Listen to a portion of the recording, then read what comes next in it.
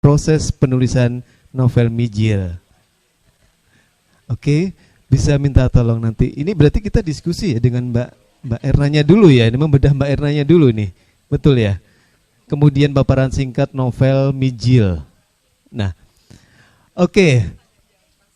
Oke, Mbak Erna ini sendiri sedikit ya kita tentang Mbak Erna sendiri. Kita mulai aja langsung ya. Mungkin beberapa Bapak Ibu sekalian yang hadir di sini sudah pernah mengenal Mbak Erna tuh.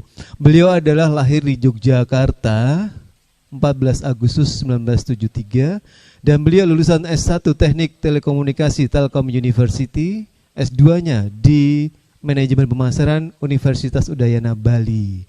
Nah, beberapa karya penulisan, wah pernah juara. Ternyata beliaunya di tahun 85 itu di SD, waktu SD ya. Sekarisi dan Semarang sudah pegang mic-nya, boleh dong Mbak Erna nanti bisa langsung jawab aja. Jadi saat SD pernah jadi juara Sekarisi dan Semarang. Karesiden itu kabupaten dan kota Semarang digabung ya. Wah malah lebih lebar lagi kabupatennya juga ya. Itu masih piik ya, masih piik, SD kelas ya? 5 atau kelas 6 saya lupa juga ya itu.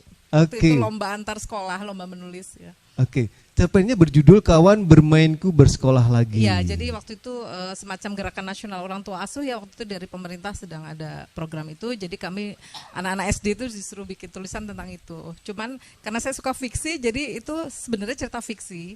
Cuman temanya itu. Sudah bisa menulis sejak SD ya. Luar biasa, sudah pengarang. Enggak tahu ya, suka berhayal dari kecil. Bahasa Indonesianya dapat nilai berapa? Berarti pengarangnya bagus sekali menulisin. Oke, kemudian tahun 91 membuat cerpen berjudul Pengantin dan dimuat di majalah Femina. Luar biasa, Femina. Kemudian cerita bersambung ya. Cerita bersambung berjudul Tentang Kita, kolaborasi dengan Astio kakaknya. Kemudian dimuat di Harian Suara Merdeka. Dan juga pernah membuat cerpen Cerber di majalah Remaja Aneka dan Anita Cemerlang. Ini kayaknya tahun-tahun waktu saya SMA ini ya. Iya, Anita Cemerlang ya. Jadul ya, ketahuan umurnya ya, Mas. Jadul. Ya, Mas. Jadi memang waktu itu saya nulisnya dari SD sampai SMA. Oke. Begitu kuliah tingkat 1 masih ya. Mas Adit punten bisa geser nanti kamera zoomnya ketutupan. Siap. Saya tak pindah aja kalau gitu. Saya itu ke penonton aja. Ya. Karena kan saya SMA biologi ya. Ini sambil ngobrol aja ya kali ya. Iya, silakan. Saya SMA biologi tapi alhamdulillah keterima sekolah itu waktu itu STT Telkom ya namanya ya, dulu masih STT Telkom, sekarang Telkom University.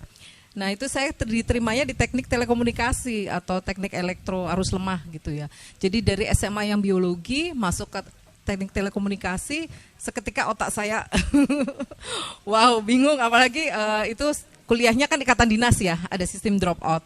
Jadi saya fokus kuliah dengan hal-hal yang baru gitu ya. Jadi dunia menulisnya pun akhirnya saya tinggalkan begitu saja ya, karena saya fokus di kuliah begitu, Mas Adit. Oke, kok bisa ya dari teknik telekomunikasi menjadi penulis ya?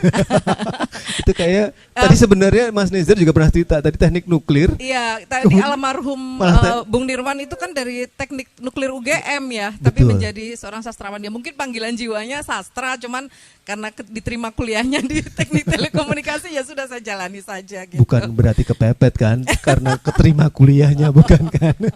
Iya.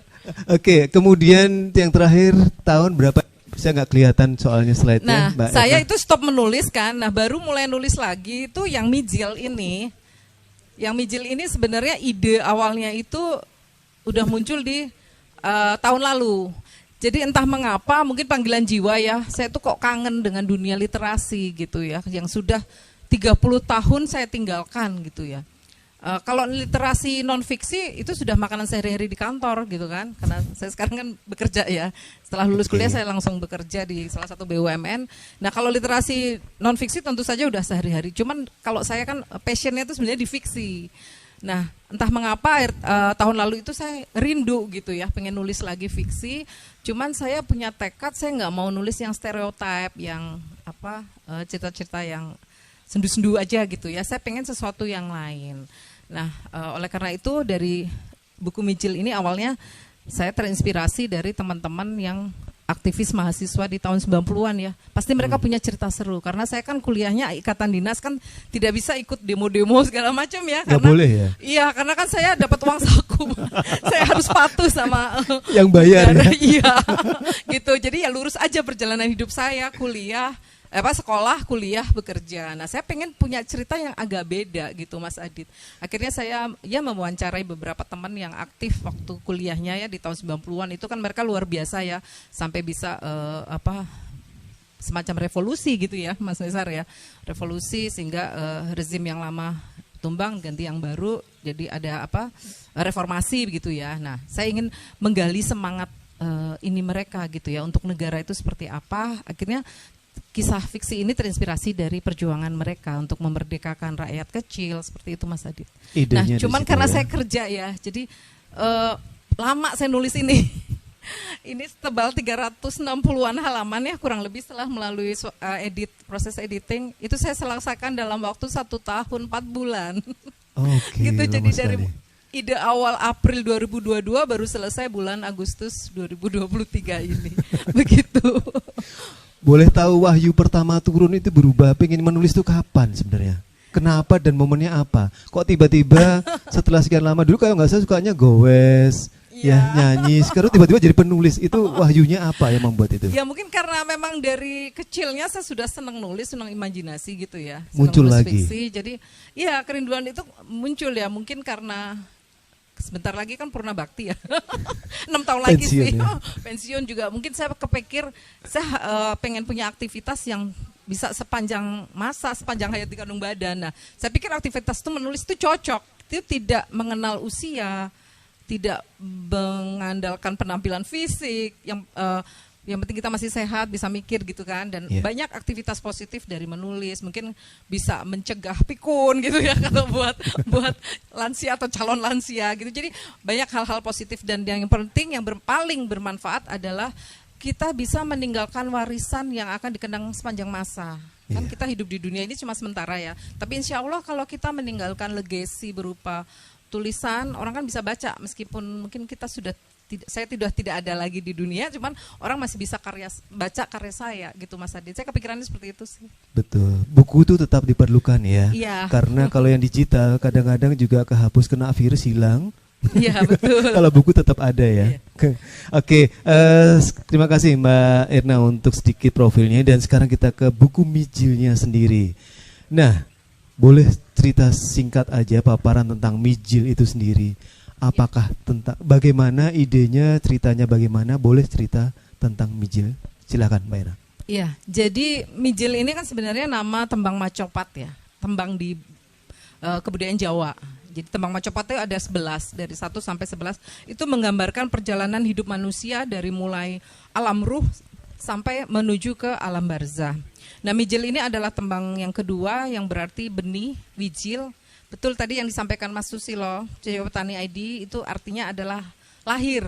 Jadi tembang Mijil ini, tembang kedua itu menggambarkan proses kelahiran manusia ke bumi. Kenapa saya mengambil judul Mijil ini? Saya juga terinspirasi dari almarhum Bang Nirwan yang ingin mengangkat budaya Indonesia. Jadi saya pengen, novel saya itu kebetulan kan mengambil setting mayoritas di Yogyakarta ya, karena memang saya lahir di Yogyakarta, orang sana asli. Saya pengen ya udah, ini cerita tentang di tanah kelahiran saya, dan di cerita saya ini tokoh utamanya yang bernama Wina ini, salah satu tokoh utamanya itu dia memang ceritanya kembali ke tanah kelahirannya di Jogja, dan dia mengalami beberapa peristiwa, dan itu membuat dia semacam melakukan kontemplasi dalam dirinya. Ya udah, akhirnya saya pikir ini pas kalau saya ngambil judul Mijil, dan kebetulan juga Mijil itu filosofinya selain berarti lahir, juga itu adalah pesan moral dari tembang macopatnya itu adalah untuk menegakkan keadilan, menegakkan kebenaran. Meskipun permasalahan di dunia ini banyak, tapi kita harus berusaha untuk menegakkan kebenaran dan keadilan. Seperti itu, Mas Adi. Oke.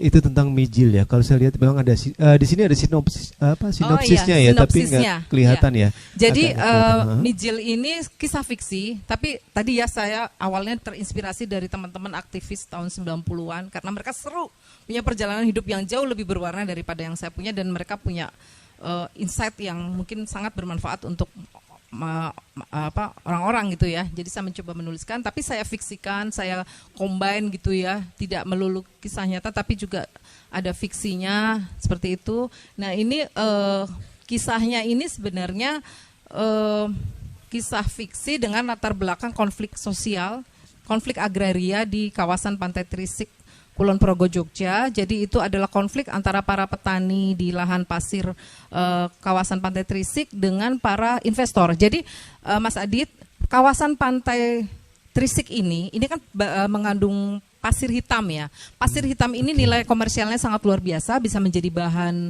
untuk pembuatan pesawat terbang. Nah ini sangat menjadi incaran para investor. Nah padahal di situ itu selama ini sudah ditanam oleh para petani dari tahun 90-an. Nah disinilah konflik itu muncul. Nah kemudian tokoh utamanya ini Wina. Ini dia bekerja di salah satu anak perusahaan BUMN gitu yang bekerja di bidang pertanian, tapi di bidang penyaluran dana CSR, Corporate Social Responsibility ya. Jadi semacam bantuan untuk UMKM atau masyarakat ekonomi kecil dan menengah. Nah, ini dia bertemu dengan tokoh utama yang lain, Kresa. Kresa ini tokoh organisasi Indonesia Merdeka, yang organisasi yang punya visi untuk memerdekakan wong cilik. Nah, Wina dan Kresa ini berjuang untuk membela kepentingan petani di lahan pasir kawasan Pantai Trisik tersebut, tapi mereka juga harus menghadapi para pemodal, para investor yang ingin mengambil keuntungan dari nilai komersial pasir besi hitam di Pantai Trisik tersebut. Nah ini konfliknya itu sampai muncul beberapa korban jiwa gitu ya, biar seru gitu Mas Adit. Jadi ceritanya nggak cuma demo-demo biasa, tapi juga ada beberapa ada pembunuhan juga. Pembunuhan, ya? Penculikan. Ya pokoknya ceritanya seru dan dalangnya ini siapa? Ini saya coba buat alur yang mudah-mudahan jadi mengejutkan ya, mudah-mudahan mengejutkan bagi pembaca. Jadi semacam twist ini ya, twist alurnya saya buat gitu. Jadi seperti itu Mas Adit. Singkatnya ya tentang Mijil ya. Iya, jadi ada kisah misterinya dalam pembunuhannya, ada konflik-konflik sosialnya, dan juga ada sedikit kisah romansanya untuk bumbu ya antara dua tokoh utama tersebut, Wina dan Kresa. Tapi ini fiksi ya berarti ya? Fiksi, meskipun konfliknya memang benar pernah terjadi di Kulon Progo ya. Mas Susilo ini kebetulan orang Kulon Progo juga. Memang ada, cuman bukan Kresa, bukan Mas Kresanya ini ya, bukannya? Ya campur-campur ya, sebenarnya Kresa itu dari beberapa orang saya campur jadi satu, seperti itu ya. Oke, tentang buku Mijil sendiri. Nah, mungkin ini tentang sinopsisnya tadi ya sudah diceritakan Mbak Erna, kemudian juga dengan Mbak Erna sendiri. Nah, mungkin ada yang mau disampaikan lagi atau kita langsung ke bedah buku saja? Monggo.